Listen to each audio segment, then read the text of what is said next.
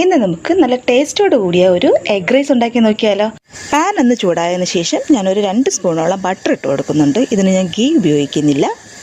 Butter മെൽറ്റായി കഴിയുമ്പോഴേക്കും whole spices ഉണ്ടല്ലോ, ഒരു കുറഞ്ഞ തോതിൽ ഞാൻ ഇട്ട് കൊടുക്കുന്നുണ്ട്. അതൊന്ന് റോസ്റ്റ് ആയതിനു ശേഷം ഒരു മീഡിയം സൈസ് സവാള ഞാൻ അരിഞ്ഞ് ചേർക്കുന്നുണ്ട്. അതുപോലെ തന്നെ ഒരു ചെറിയ സൈസ് ടൊമാറ്റോ കൂടി ഞാൻ അരിഞ്ഞ് ചേർക്കുന്നുണ്ട്. ഒരു ക്യാരറ്റിൻ്റെ 1/4 പോർഷനും കൂടെ ഞാൻ നീളത്തിൽ അരിഞ്ഞ് ചേർക്കുന്നുണ്ട്. ഇതെല്ലാം നന്നായിട്ടൊന്ന് വരണ്ട് വന്നതിന് ശേഷം ടേസ്റ്റിന് ആവശ്യത്തിനായിട്ട് ഞാൻ കുറച്ച് ഉപ്പ് ഞാൻ ആഡ് ചെയ്ത് കൊടുക്കുന്നുണ്ട്.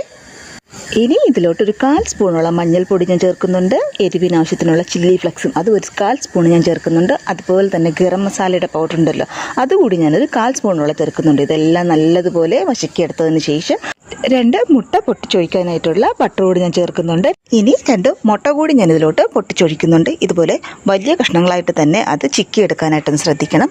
നേരത്തെ തന്നെ വേവിച്ച് വെച്ചിരുന്ന ബസുമതി റൈസ് കൂടി ഞാൻ ഇതിലോട്ടിട്ട് നല്ലതുപോലെ എല്ലാം ഒന്ന് ഇളക്കി ഞാൻ യോജിപ്പിക്കുന്നുണ്ട്. കുറച്ച് എരിവിനായിട്ട് ഞാൻ പച്ചമുളക് ഞാൻ കീറിയിടുന്നുണ്ട്.